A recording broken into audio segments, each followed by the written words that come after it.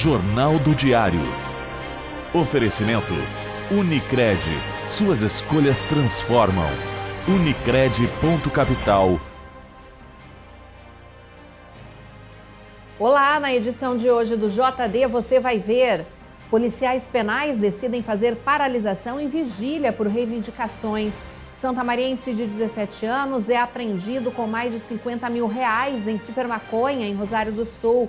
Trabalhador morre vítima de choque elétrico durante trabalho em São Cepé. O índice de cidades empreendedoras apontou Santa Maria como a terceira melhor cidade do país no quesito capital humano. E veja também: novo espaço de acolhimento e apoio a pessoas que vivem com HIV foi criado em Santa Maria. A inauguração aconteceu na manhã desta quarta-feira. Atualmente, mais de 2.700 pessoas vivem com HIV na cidade. E ainda, após 10 anos de espera pela obra e com atraso de 1 mês nas aulas, começa o ano letivo na creche da Maringá. Confira estes e também muitos outros assuntos agora aqui no Jornal do Diário.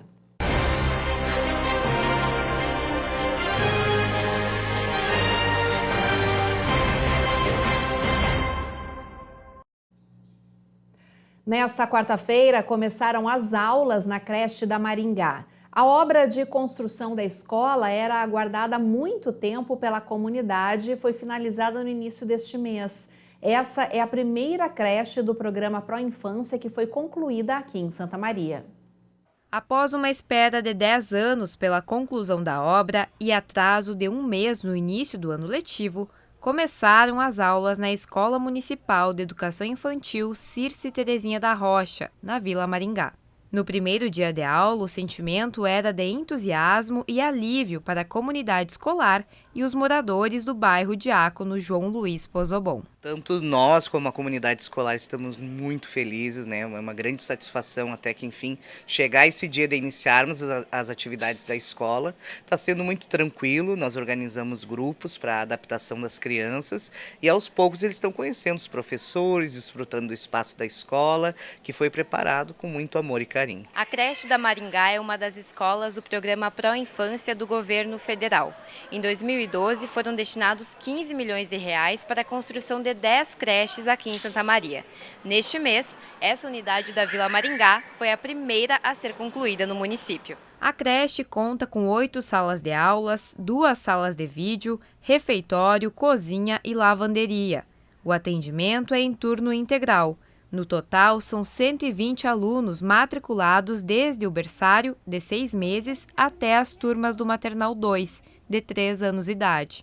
No primeiro dia de aula, ocorreu um período de adaptação com as crianças que ficaram 1h30 na escola, acompanhadas dos pais e responsáveis. Uma dessas crianças é a Maria Eduarda, de 3 anos. A mãe, Andressa Lima Vidal, mora no bairro há mais de 10 anos e acompanhou toda a obra da creche. A gente estava na expectativa, fazia tempos já que a gente estava esperando, desde o início da outra obra que parou, né? Ela estava bem ansiosa. Não, agora ela faz dias que ela estava... A gente passava aqui na frente da escola, ela já queria entrar já, né? Ela vai ficar no turno integral, só que eu vou trabalhar, né? Eu não podia trabalhar por causa que ela estava em casa comigo e agora eu vou poder trabalhar. Situação semelhante também era vivenciada pela estudante Eduarda Durlo, que aguardava a abertura da creche para conseguir organizar a rotina de estudos e de trabalho junto com o pai da filha Helena, que tem 1 ano e 10 meses. A gente ficou sabendo que ia ficar pronta a escola por dezembro, janeiro. A gente estava na expectativa que começasse em fevereiro. Se programou mais ou menos para isso, mas a gente recebeu um baque, né, que a escola foi demorando para chegar. Mas a gente estava com muita esperança de começar ainda esse ano. Como a rede de apoio é muito pequena, a gente acabou optando por trazer ela na escola. Agora vai ser uma tentativa, se ela vai ficar, se ela não vai ficar. A gente está vendo que ela está se adaptando bem, conseguindo ficar com a prof, com os colegas. Então, a gente espera que dê tudo certo. O último prazo para a conclusão da creche da Maringá era novembro de 2022. Com atraso, a obra foi entregue no início de março deste ano. Na sequência, o Conselho Municipal de Educação realizou uma vistoria para autorizar a abertura da escola e enviou um parecer para a Secretaria Municipal de Educação, que definiu a data do início das aulas para 29 de março. Ficou linda a escola e que a comunidade, principalmente as crianças, possam aproveitar esse novo espaço. E o novo espaço de acolhimento e apoio a pessoas que vivem com HIV foi criado aqui em Santa Maria. A inauguração aconteceu na manhã de hoje e atualmente mais de 2.700 pessoas vivem com HIV na cidade. Mais de 30 pessoas, entre ativistas, profissionais da saúde e autoridades, participaram da inauguração do Centro de Apoio e Direitos das Pessoas que Vivem com HIV, localizado na rua 13 de Maio. O local já foi sede de outros serviços de saúde, como o Acolhe Santa Maria e a Casa 13 de Maio, que também é referência no atendimento ao HIV. Mais de 2.700 pessoas vivem com HIV em Santa Maria. Este novo espaço chega com a proposta de ser de acolhimento e garantia dos direitos para esta população. De acordo com a presidente do Fórum Municipal de Ações em Resposta ao HIV de Santa Maria, Andréia Silva, o centro, que é fruto de uma iniciativa do Fórum, deve complementar a rede já existente, atendendo outras demandas. As pessoas elas sempre vão buscando as suas redes de apoio, vão buscando redes de solidariedade que se formavam de forma informal, né? Então o Centro de Apoio ele vem para organizar isso, ser esse equipamento articulador, porque a gente tem hoje já uma rede socioassistencial que conseguiria, né, suprir essa demanda e atender todas essas questões de acesso e garantia de direitos. Mas às vezes para os usuários falta uma informação correta, falta uma boa informação, falta saber aonde ele pode, onde ele deve acessar. E o centro vem para fazer isso, ser esse apoio, além de fazer esse suporte das oficinas, né, para o acesso à renda e a questão nutricional, da segurança alimentar. Porque a gente sabe que hoje, para uma pessoa seguir o tratamento, ela precisa se alimentar bem. E isso é uma demanda já muito antiga, né, que os pacientes eles geralmente começam o tratamento e à medida que eles vão tendo que fazer tanto uso de medicamento ou às vezes acontece de ter outro tipo de doença, ele já não consegue mais, né, em função também da situação econômica que a gente está, muitas vezes ter esse suporte alimentar adequado. Então a gente também quer fazer esse trabalho. Andréia reforça que é preciso mudar a mentalidade sobre o acesso à saúde, já que, em muitos casos, não é visto como um direito de todos. E a gente precisa cada vez mais fazer as pessoas compreenderem que isso é cuidado de saúde, né? Que a sexualidade, as relações sexuais, elas, embora muitas vezes a gente crie uma série de tabus em relação a isso, elas são do ser humano, é natural, a gente precisa fazer isso com cuidado, de uma forma, né, que a gente sempre seja preventivo conosco e com aquela pessoa que a gente está se relacionando, e que se acontecer algo, né, ou uma relação desprotegida, ou algo que a pessoa fique na dúvida se ela está com algum tipo de infecção sexualmente transmissível, que ela vai ter o suporte no atendimento de saúde, ele é gratuito, é pelo SUS. E se ali ela ver alguma situação que ela precise buscar esse apoio do ponto de vista para alguma vulnerabilidade econômica, social, ou para alguma informação sobre direitos, que ela vai ter esse espaço aqui para isso. Então a gente precisa cada vez mais naturalizar essas questões de cuidado de saúde, né? Não é mais... Antigamente era isso, o HIV era num departamento... que não estava lá na unidade de saúde, ele estava só lá no hospital universitário, ele era uma alta complexidade, era algo difícil de acessar. Hoje não, as pessoas podem chegar na unidade de saúde, pedir um teste rápido, se ele der negativo, ok, ela vai fazer isso periodicamente, se der positivo, ela saber que ela tem com quem contar. Né? Isso que é a principal mensagem é as pessoas saberem que elas têm com quem contar, que elas não podem se sentir sozinhas. Para a coordenadora da política de HIV, AIDS, ISTs e hepatites virais, Márcia Rodrigues, o trabalho a ser ofertado no Centro de Apoio irá além do acesso à saúde da população que vive com HIV e a prevenção de doenças entre os demais públicos. A minha expectativa é que a gente consiga atender os pacientes além da medicação antirretroviral que a gente já fornece, além das consultas médicas que a gente já oferece na Casa 13 de Maio, é dar a proteção social, que até o momento que a gente vê que muitos pacientes ainda têm essa desassistência, né? Onde procurar alguma orientação referente a jurídico, referente à própria nutrição, geração de renda. Então o centro ele vem para dar esse suporte à saúde.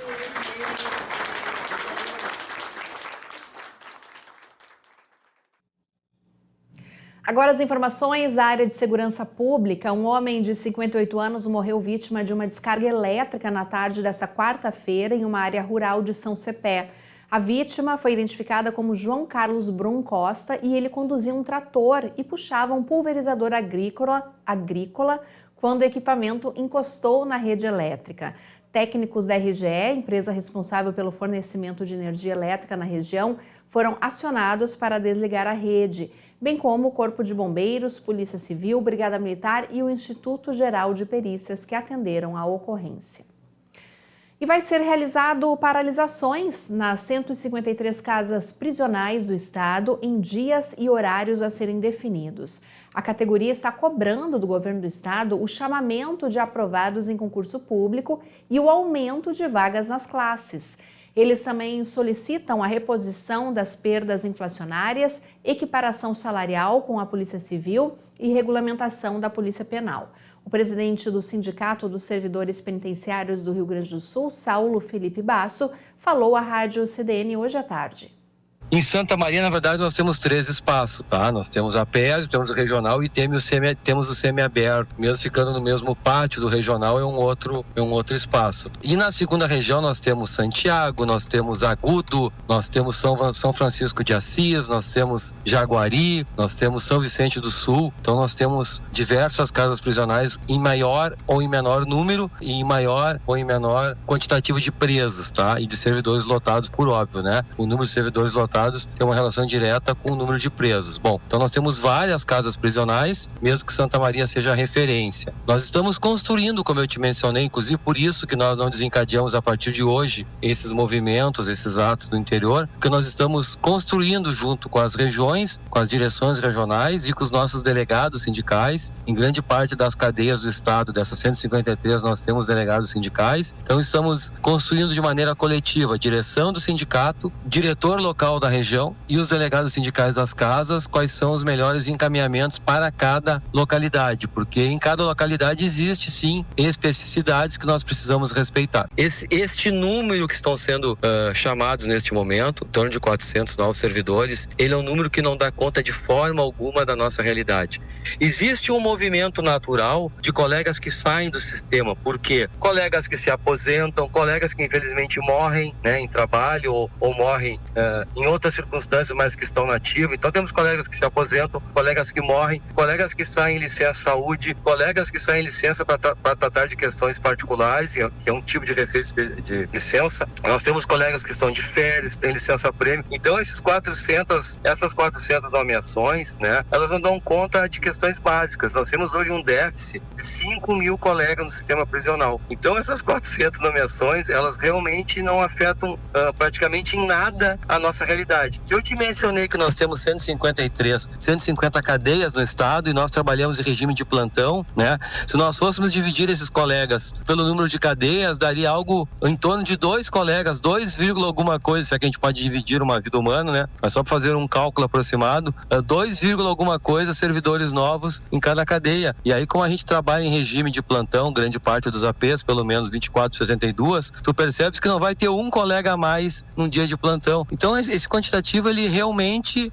não enfrenta de maneira alguma o nosso déficit, que ele é enorme, tá? Eu preciso te dizer isso porque não é de a gente estar querendo desconstituir, né, desconsiderar o movimento do governo, mas é que não dá conta mesmo nem dos afastamentos naturais. Agora deixa eu te passar uma outra informação, preciso te gizar isso, e giz mesmo, tá? O governo quer abrir a PEC 2, que é a cadeia 9 encharqueadas, teve uma ampliação em Rio Grande, o governo está reestruturando e vai abrir daqui a algumas semanas o Central. Se essas vagas não dão conta desses afastamentos naturais que eu te mencionei, tu imagina desses novos postos de trabalho. Então, a expressão é simples, 400 nomeações é uma piada.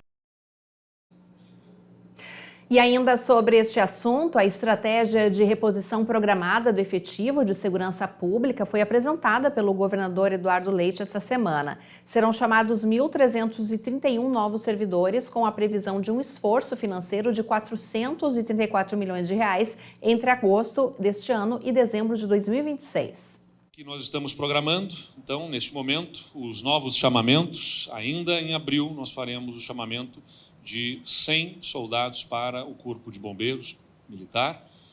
Para a SUSEP é o maior chamamento, nós estamos chamando aqui no limite do que nós podemos de policiais penais, das vagas existentes no quadro de policiais penais, agentes, serão 355, 43 agentes administrativos e 33 técnicos superiores, sendo chamados agora em abril ainda. especialmente aqui a SUSEP, é importante destacar, nós estamos com diversas unidades com obras de ampliação ou com reformas que vão ser muito importantes no nosso sistema prisional e, por isso, esse chamamento aqui se revela de especial importância. Também porque o que nós vamos apresentar em breve é o cronograma da saída dos policiais militares dos presídios. Então, nós temos hoje mais de 1.000 policiais militares que estão atuando nos presídios do Rio Grande do Sul. E com esta reposição que nós vamos fazer para a SUSEP e com o que nós vamos apresentar depois, né, isso vai ensejar naturalmente também enviar projeto de lei futuramente à Assembleia até para aumentar o número de vagas na SUSEP, para podermos fazer novos chamamentos. A nossa intenção é, ao longo deste governo, fazer a total retirada de policiais militares na atuação dentro dos presídios, o que significará também reforço no efetivo policial da Polícia Militar nas ruas, a partir dessa assunção por parte da SUSEP dos presídios, como o Presídio Central aqui de Porto Alegre está com uma obra de total reformulação. A gente está demolindo o Presídio Central na forma antiga e construindo novas galerias. Então é importante dizer que esse chamamento da SUSEP tem também impacto na parte do policiamento ostensivo nas ruas, na medida em que libera também policiais militares para cumprir a sua função de policiamento ostensivo. Em julho, nós faremos o chamamento da Polícia Civil. 200 escrivães e 200 inspetores serão chamados em julho. Em agosto, nós faremos o chamamento para a Brigada Militar de 400 soldados. Um adolescente foi apreendido após ser flagrado transportando 2 pacotes de skunk em um carro de aplicativo na cidade de Rosário do Sul. A droga também é conhecida como super maconha. Possui um maior potencial alucinógeno que a maconha comum e alto valor comercial no mercado do tráfico. No porta-malas, os policiais encontraram cerca de 7 quilos de skunk em 2 pacotes. A venda da droga poderia render cerca de R$56 mil ao crime organizado. O adolescente natural aqui de Santa Maria e aos policiais ele assumiu ser o responsável pela bagagem e que pretendia levar a droga para Porto Alegre. Os pacotes da super maconha foram apreendidos e o menor conduzido à Delegacia de Polícia de Rosário do Sul e entregue aos responsáveis. Após revista realizada por agentes do Ministério Público do Rio Grande do Sul, aproximadamente 1,5 toneladas de alimentos impróprios para o consumo foram apreendidos e inutilizados na cidade de Formigueiro. A fiscalização ocorreu ontem em 4 estabelecimentos da cidade e um mandado de busca e apreensão foi cumprido em uma propriedade rural. Todos os locais foram autuados. As carnes apreendidas durante a ação foram destinadas ao mantenedouro São Brás, aqui em Santa Maria. As irregularidades encontradas foram alimentos com validade vencida, armazenados de forma inadequada, estragados e sem procedência. Na propriedade rural, 2 espingardas foram apreendidas e o proprietário conduzido para a delegacia de polícia para prestar depoimento. Além do armamento, produtos clandestinos como carne, linguiça, queijos e outros foram apreendidos. E atenção, motoristas! Quem pagar o IPVA até a sexta-feira pode ter desconto de 22,4%. Os proprietários de veículos têm até 31 de março para pagar antecipadamente o IPVA 2023 e garantir descontos que podem chegar a 22,4%. O adiantamento do tributo oferece uma redução automática de 3%. Há também o desconto do programa Bom Motorista, que pode chegar a 15% para aqueles que estiverem há 3 anos sem cometer infração de trânsito. E o desconto do programa Bom Cidadão, que pode oferecer até 5% para quem possuir no mínimo 150 notas fiscais com o CPF emitidas entre 1º de novembro de 2021 e 30 de outubro de 2022. Os motoristas que optaram pelo parcelamento também precisam ficar atentos ao vencimento da 3ª cota do IPVA 2023, que ocorre no dia 31 de março.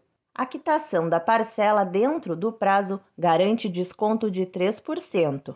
O ciclo do IPVA 2023 deste ano permitiu parcelamento em 6 vezes para quem aderiu ao fracionamento em janeiro. O vencimento do imposto ocorre a partir da última semana de abril, conforme o cronograma estabelecido pela Receita Estadual. O contribuinte que pagar o imposto no próximo mês não terá o desconto de antecipação, mas recebe as reduções do Bom Motorista e do Bom Cidadão até a data de vencimento da placa, caso tenha feito.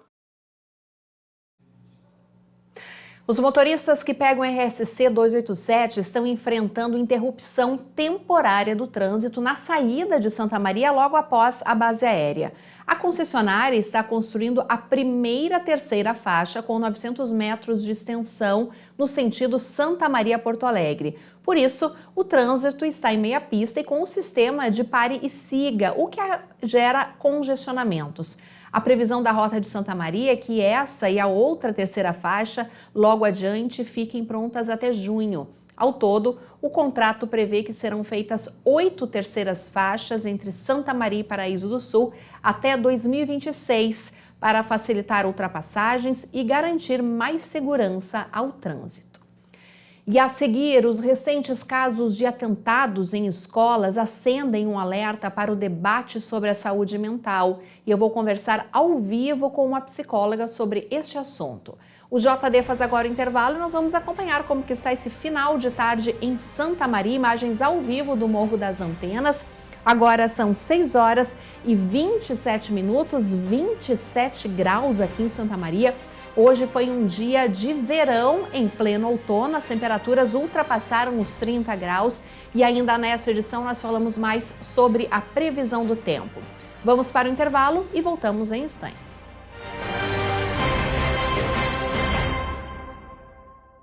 So darling, take my hand, you got to understand. I don't wanna just be friends. Come away with me and live my fantasy. I don't wanna just be friends.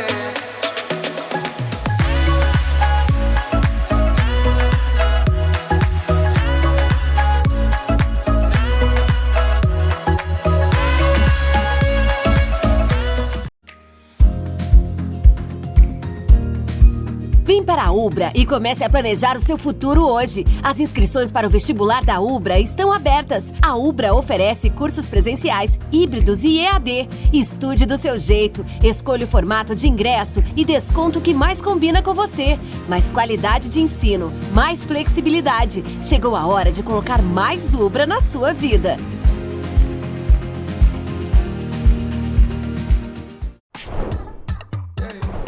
Chegou o Clube D+, o clube de vantagens do assinante do Grupo Diário. Nele, você tem muito mais descontos em restaurantes, lojas, cinemas, academias, farmácias e muito mais.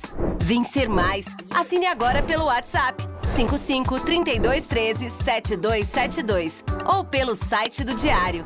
Clube D+, muito mais vantagens para você.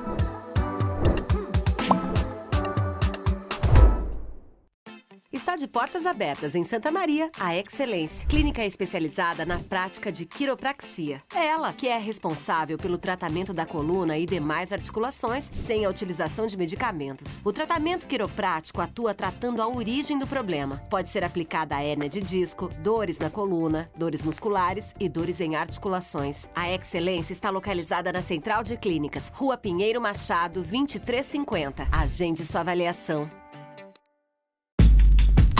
Escolha um novo jeito de cuidar do seu dinheiro. Escolha um cartão que é aceito no mundo inteiro. Escolha taxas mais justas de quem não vive às custas de ninguém para prosperar. Escolha cooperar. Olha, o futuro se desenhando. Já imaginou todo mundo cooperando? Escolha um futuro melhor para todos. Escolha cooperar. Escolha Unicred. Cadeira gamer com internet com fibra que faz a casa brilhar. Sofá da avó pra torcer e curtir muito. Ponto de ônibus com a internet móvel mais rápida do Brasil. Cadeira de barbeiro e 5G da Claro é igual a arquibancada mais conectada do Brasil.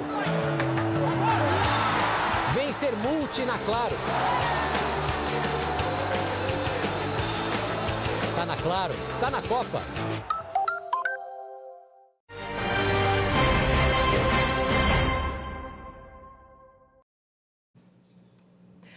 Quatro professoras e um aluno foram esfaqueados na segunda-feira em uma escola em São Paulo. O autor do atentado foi um aluno do 8º ano. Uma das professoras não resistiu aos ferimentos e acabou morrendo. Recentemente, o caso de atentados em escolas tem sido mais frequente e acendem um alerta para o debate sobre a saúde mental. E para falar sobre esse importante assunto, eu recebo a psicóloga, especialista em terapia cognitivo-comportamental da infância e adolescência, Paula Cassel.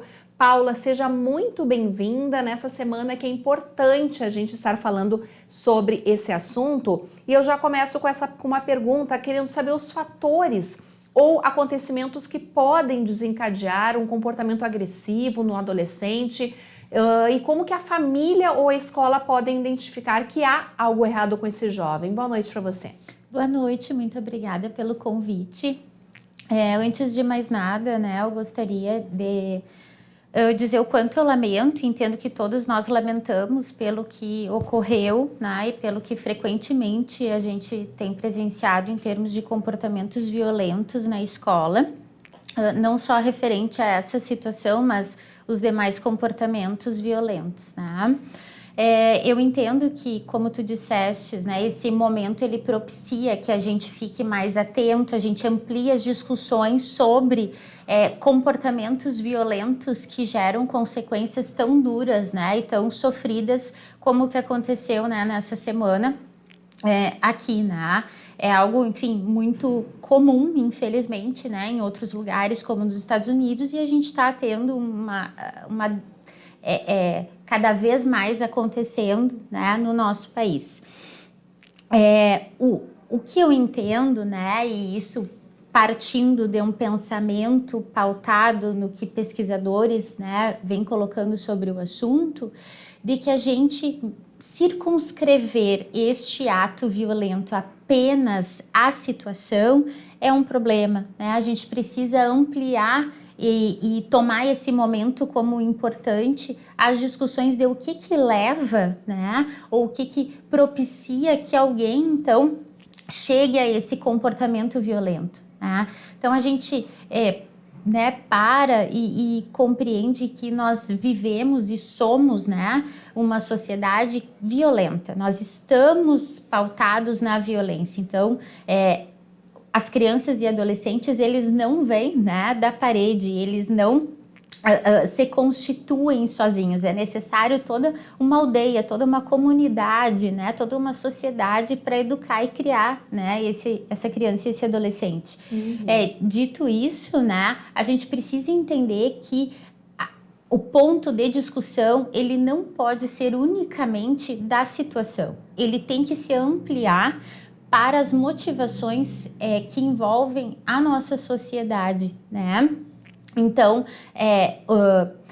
quando a gente pensa nisso, a gente também vai entender que a escola é um lugar de reprodução da sociedade, onde a gente percebe que acontece o melhor e o pior daquilo que está nas nossas relações sociais.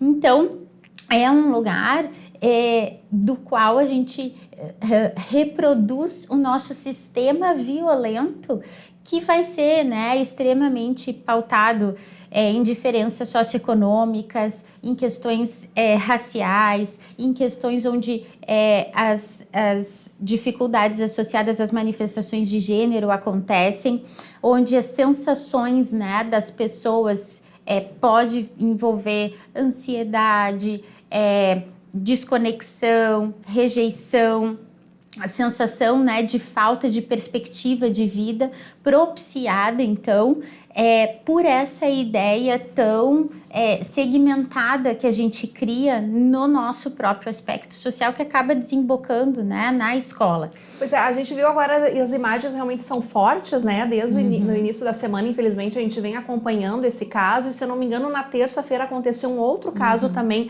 semelhante, a gente coloca, né, Paula, a escola como o local central onde estão acontecendo essas violências, massacres e ataques. A escola tem um papel realmente muito importante, porém esses alunos em vários... olhando essa história desses alunos, eles apresentam muito bullying, né? Situações que a escola tinha verificado e acabou não sendo resolvido. Então, acredito que a prevenção, né, Paula, seja o melhor caminho para evitar cenas como essa. Exato, né? E aí isso vai na direção do que eu estava falando, daquilo que a gente permite socialmente, né? E a gente acaba não conversando sobre isso. Então, em termos de prevenção, não é somente, né, eu identificar que isso estava acontecendo, mas eu educar emocionalmente pais, professores, a escola como um todo, né, a sociedade no geral, de questões que envolvem a possibilidade, né, do indivíduo ser o que ele é independente. Então, é uma educação emocional muito primária que ainda nos falta, né?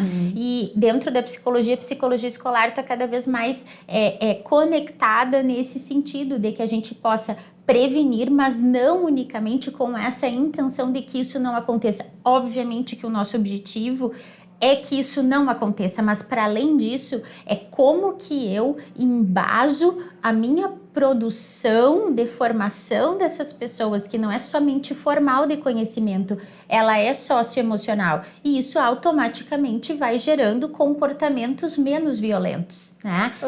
E, Paula, esse jovem ou adolescente que chega num momento desse, né, que até não precisa ser o próprio massacre ou um ataque muito mais violento, ele provavelmente ele apresenta alguns sinais, Paula, antes, né, de fazer alguma coisa, ou uma briga, ou alguma discussão mais violenta. Como que os pais podem identificar realmente que aquela criança, aquele adolescente está precisando de ajuda e que alguma coisa mais grave pode acontecer? Então, os sinais, eles podem ser diversos e amplos, né? É difícil em dizer um ou outro. No entanto, quando a gente tem situações de alerta onde a gente percebe como pais, né, como família, que os filhos estão desencaixados, estão com uma baixa autoestima, o rendimento escolar não está adequado, não tem um círculo de amigos, isso é importante. Outro ponto que eu gostaria de conversar um pouco em termos familiares, mas sociais, né, porque quando a gente fala da gente, a gente está falando de um monte de gente que está, né, conectada conosco, sobre o consumo, né, que essas crianças e adolescentes hoje fazem de, enfim, canais, comunidades, né, e locais online. Então a gente tem sim um incentivo muito grande à violência nesses locais online. Então, dito isso, a verificação, a orientação, a educação quanto ao que se consome, né, na internet é fundamental. Isso não significa que o adolescente não vai usar, não é isso. Mas é o quê? Porque os nossos comportamentos, eles são sim associados a uma modulação do que eu admiro. Se eu tô num lugar do qual eu não sou admirado e eu não admiro e eu não pertenço, eu vou buscar isso. Nós temos como uma base, uma necessidade emocional nossa, irmos ao encontro daquilo que a gente se conecta, onde a gente se sente pertencido. Então, se eu não me sinto pertencido na escola, é um sinal de alerta. Eu preciso entender por que existe essa sensação de não pertencimento. Porque a gente tem a tendência de ir ao encontro do que faz a gente se sentir pertencido. Né? Agora, Paula, você tocou num assunto realmente muito importante da questão das redes sociais, né? E eu, com certeza, sei que muitos pais nos acompanham. Eu, como mãe, também a gente tem muita dúvida nessa relação das redes sociais, o tempo que a criança pode ficar nas redes sociais, o que consumir, quando dizer não, quando dizer sim. Então, é uma situação difícil para os pais também ter esse acompanhamento e principalmente saber o tempo que as crianças podem ficar numa rede social e que não vai causar transtornos. Então, né, a Sociedade Brasileira de Psiquiatria, pautada na Sociedade Norte-Americana de Psiquiatria, tem diretrizes claras em termos de quantidade de horas, né? No entanto, a gente está num momento onde isso não é o primordial. Além da gente restringir o quanto em termos de acesso a uma tela, por a gente entender as consequências, né, cerebrais disso, muito mais é a gente entender o que é que está sendo consumido. E para isso, a única coisa que a gente pode fazer é o monitoramento, né? Então, além do monitoramento, é ser possível um diálogo realmente aberto e honesto, e isso não significa punições, restrições, porque isso, a punição, quando ela é feita de uma forma violenta, eu estou de novo reproduzindo a ideia que eu posso resolver de forma violenta. Então, eu pegar o telefone do meu filho e simplesmente tirar sem conversar é uma violência, porque aquilo pertence a ele, né? Eu dei para ele, então ele entende que é dele. Mas é necessário orientar e sim, se necessário, restringir ao que vai ter o acesso. Paula, a inserção de profissionais da psicologia nas escolas pode ser um método de prevenção a essas violências, aos ataques e até mesmo os massacres que acontecem? Sim, com certeza, e muito mais que isso, né? Como a gente falou, de como que a gente vai se relacionar dentro da escola, porque se eu entendo que a gente está no movimento social violento, eu ter um psicólogo na escola deve ser a garantia de que uma pessoa não seja segregada por ser o que ela é, pela cor que ela tem, pela manifestação de gênero que ela tem, por um transtorno do neurodesenvolvimento, por uma dificuldade de aprendizagem, que aquilo que não está dentro da norma, dentro do esperado, não seja tomado como motivo de rechaço, de exclusão, né? Motivos de rejeição. Então, a psicologia, né, escolar, ela se volta cada vez mais nesse cuidado, né? De como a gente pode prevenir, ou melhor dizendo, cuidar, né, dessas pessoas como um todo, para que a gente não tenha comportamentos violentos e que a própria escola não tenha esses comportamentos, né, violentos. Paula, pra gente encerrando, né, sem dúvida era uma entrevista que a gente podia passar o jornal inteiro, porque é um assunto muito importante, né, o cuidado com nossos jovens, com os nossos adolescentes, e eu gostaria de saber de você, pra gente encerrando, se a pandemia, né, esse tempo que nós ficamos reclusos, os jovens mais com as famílias, isso pode ser uma consequência que as pessoas estão vendo nas escolas agora, os jovens mais violentos, mais ansiosos, sem paciência, isso pode ser resquícios da pandemia? Então, são comportamentos que já haviam antes da pandemia, né? Esse tipo de situação que a gente está conversando hoje, né? Especificamente hoje. E é algo que eu acho importante da gente dizer. Essa situação, ela não pode se restringir à criminalização dela. É necessário, sim, a responsabilidade, né, do jovem, mas da gente entender essa responsabilização como um todo social. Mas a pandemia, ela trouxe sim consequências emocionais e cognitivas muito significativas, né? Onde a gente teve um incremento muito forte, né, de uso de tecnologia que a gente não esperava, inclusive que nem era recomendado de se ter naquela faixa etária, tá? Um isolamento muito forte, né? Mas eu não posso associar esse ato com o que teve. Os comportamentos violentos, eles são muito maiores do que essa situação e muito maiores que a própria pandemia, né? Muito bem, então Paula Cássio, psicóloga, participando ao vivo no JD de hoje sobre esse assunto muito importante, e eu acredito então que os pais precisam sempre ficar atentos, né, Paula, desse nosso bate-papo, a questão de saber o que o seu filho está consumindo na internet, né, saber o que está acontecendo na escola, isso pode ser um método de prevenção, então. Exatamente.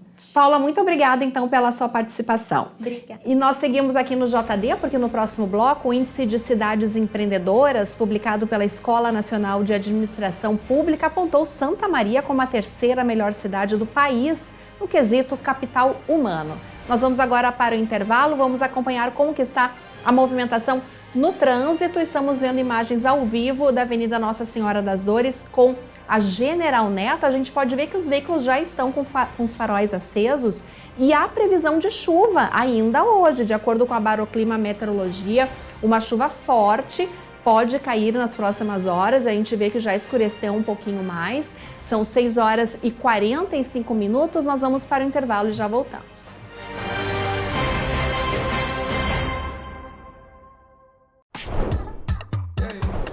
Chegou o Clube D+, o clube de vantagens do assinante do Grupo Diário. Nele, você tem muito mais descontos em restaurantes, lojas, cinemas, academias, farmácias e muito mais. Vem ser mais. Assine agora pelo WhatsApp 55 32 13 7272 ou pelo site do Diário. Clube D+, muito mais vantagens para você.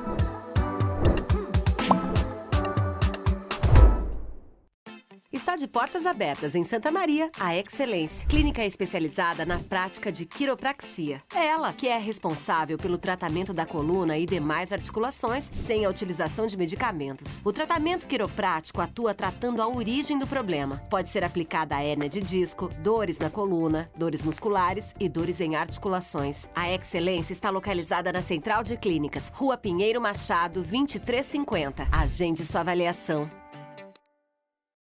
Você sabia que pode destinar parte do seu imposto de renda diretamente para projetos sociais que atendem crianças e idosos aqui em Santa Maria? E o melhor, que você pode fazer isso com apenas 2 cliques? Acesse santamaria.rs.gov.br/Imposto Solidário e faça sua doação. Imposto Solidário 2023. Participe desta corrente do bem. Prefeitura de Santa Maria, a cidade cuidando das pessoas.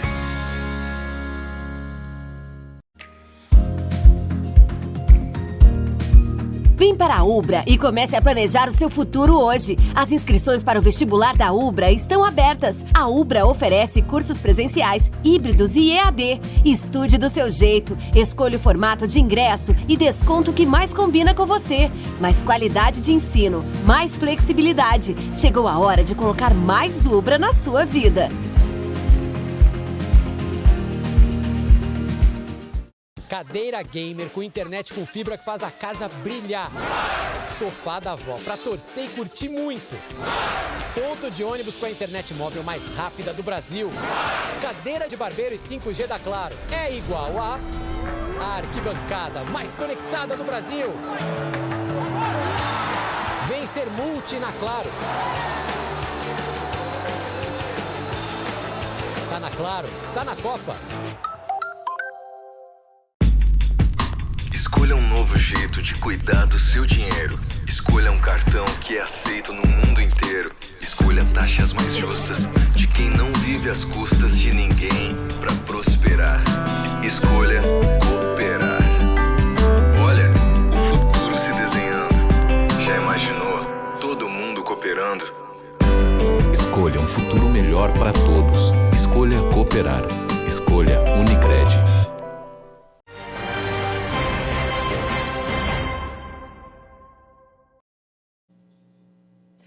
O Índice de Cidades Empreendedoras, publicado pela Escola Nacional de Administração Pública, apontou Santa Maria como a 3ª melhor cidade do país no quesito capital humano e a 36ª no ranking geral, que avalia as 101 maiores municípios do Brasil.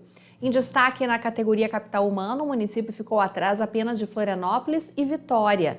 Este segmento avalia o acesso e a qualidade da mão de obra básica e especializada. Santa Maria permaneceu na mesma posição que ocupava em 2022. Em relação à classificação geral, o município caiu algumas posições no ranking. Anteriormente estava em 19º e agora 36º. No estado, Santa Maria fica atrás apenas de Porto Alegre e Caxias do Sul.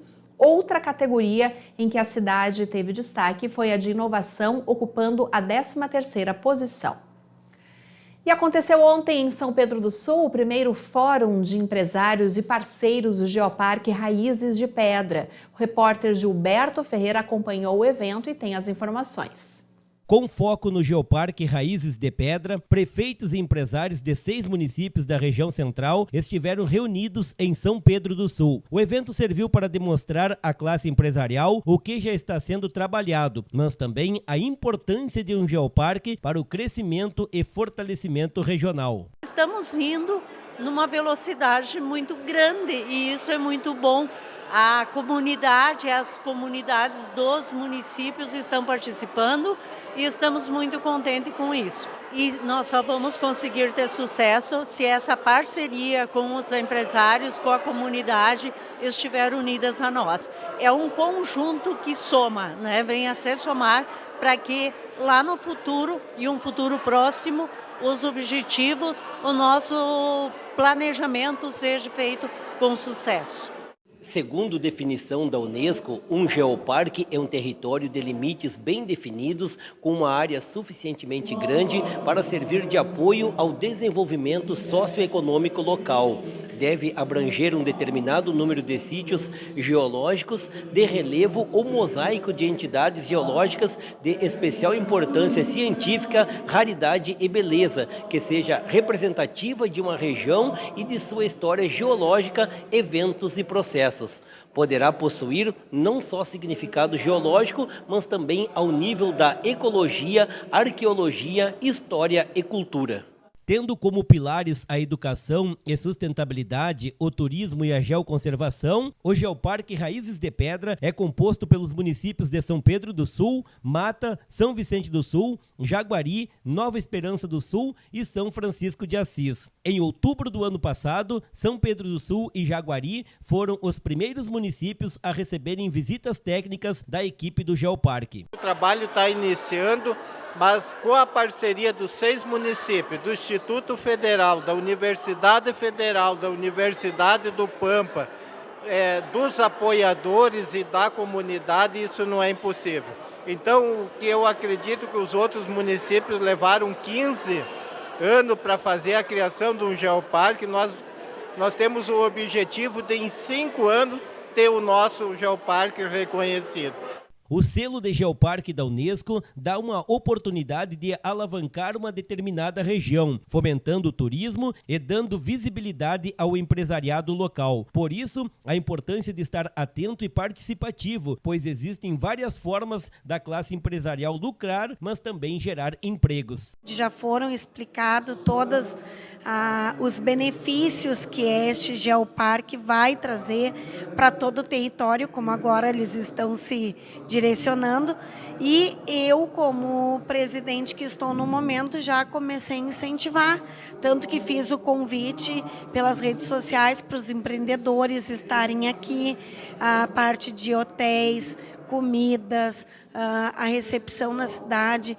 Os alunos nas escolas já estão sendo orientados que isso vai acontecer, porque, como eles estão dizendo aqui, é uma união da educação, do turismo e da geoconservação. E para esclarecer dúvidas e falar sobre o significado da palavra geoparque, a equipe do Raízes de Pedra convidou uma autoridade no assunto. Fabiano Souza, além de ser secretário de Turismo de Cambará do Sul, também é membro da equipe técnica do Geoparque Mundial da Unesco, Caminho dos Cânions do Sul. Ele explanou sobre as dificuldades de buscar a certificação, porém destacou a união dos municípios e que conta muito para a busca. O processo todo ele não é tão simples como parece. Mas o que me animou foi que eu conheci esse pessoal todo da equipe lá no nosso território. Eles fizeram uma viagem de grupo, uma viagem técnica para conhecer um geoparque. Isso é muito legal. Então eles puderam conhecer um geoparque de fato. Isso nos joga a outro nível. E viajaram em equipe, onde enquanto um não está anotando, o outro está. Isso é muito legal. Eles puderam conhecer um geoparque. Já é um grande passo. Outro grande passo que eu estou vendo aqui é trazer a comunidade para dentro. O Geoparque o Raízes de Pedra, ele tem pouco tempo de existência, mas ele tem atividades muito bem focadas. Eu acho que isso é muito legal, poder usar exemplos de geoparques que fizeram um trabalho próximo e poder construir o seu, poder ver esses passos e como implementar esses passos dentro do seu território. Porque são geoparques, eles são territórios que não são iguais, mas eles podem se espelhar um no outro. A gaúcha Xuxa Meneghel completou 60 anos na segunda-feira. Notícia que está sendo repercutida por muitas pessoas no Brasil inteiro. E a repórter Thaís Sereta, de uma forma divertida, nos traz agora os momentos mais marcantes da carreira da eterna rainha dos baixinhos. A eterna rainha dos baixinhos completa 60 anos neste mês. E a gente traz para vocês alguns momentos marcantes da carreira da Xuxa. Oi, eu sou a Thaís Sereta, ou Chuchu. Esse é um dos meus apelidos, não tem muito a ver com a Xuxa, embora eu tenha sido Paquita em uma apresentação lá da escola há muito tempo. E sim, sou fã da Xuxa. Bom, fato é que quem viveu a infância entre os anos 80 e 2000 certamente teve contato com esse fenômeno. A gaúcha de Santa Rosa, ou Santa Pink, como muitos moradores chamam a cidade, Maria da Graça Xuxa Meneghel, vai ter a sua história contada em uma série documental em 5 episódios, ainda em 2023, para marcar os 60 anos de vida, né? A rainha que quebrou recordes, mas também que viveu momentos marcados por polêmicas e fofocas. Ela foi modelo desde os 16 anos de idade, estampou a capa da Playboy. Na época foi contratada por uma das maiores agências do país, além de realizar trabalhos na Europa e nos Estados Unidos. Em 1986 começou o Show da Xuxa, programa infantil que foi exibido por quase 7 anos. Ai, como esquecer da chegada triunfal da nave espacial. A vida da Xuxa sempre esteve nos holofotes. Um dos relacionamentos da rainha dos baixinhos foi com o rei Pelé, o rei do futebol. À época, ela tinha 17 anos e o Pelé 41. Eles ficaram juntos por 6 anos. Outro romance da Xuxa, que é sempre lembrado até os dias de hoje, foi com Ayrton Senna, o piloto brasileiro da Fórmula 1. Foi com o ator Luciano Zafiri que a Xuxa teve a primeira e única filha, a Xaxa. A Sasha. É que é difícil falar, né? Atualmente ela tem relacionamento com mais de 10 anos com o cantor Juno. Depois do nascimento da única filha, a musicalidade da Rainha dos Baixinhos ganhou um novo foco. Crianças entre 1 e 5 anos. Foi o projeto Xuxa Só Pra Baixinhos, lançado lá em 2000. E eu lembro que eu cantava 5 patinhos foram passear pro meu irmão quando era pequeno. Bom, esse projeto ganhou até o Grammy Latino. Em 2015, após 29 anos de TV Globo, ela assinou um contrato com a TV Record e começou a comandar um programa inspirado no formato talk show. No início de 2021, ela deixou a Record e desde então voltou a fazer participações pontuais na TV Globo. E tinha aquele filme, né? Lua de Cristal, que me faz sonhar, faz de mim estrela.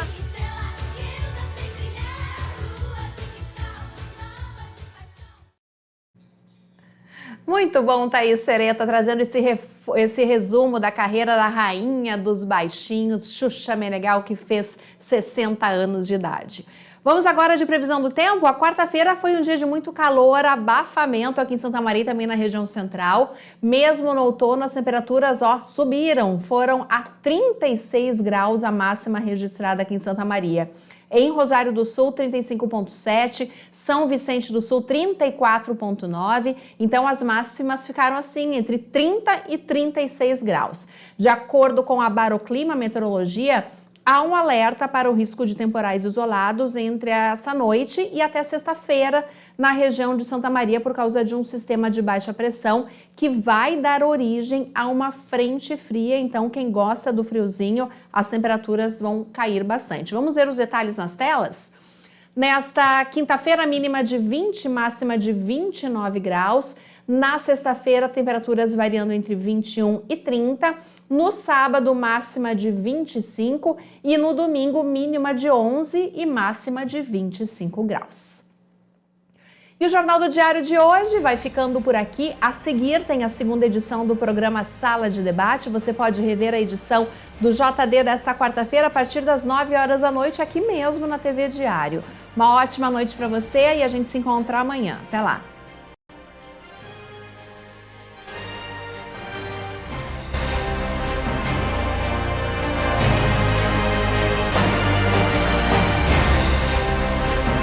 Jornal do Diário. Oferecimento Unicred. Suas escolhas transformam. Unicred.capital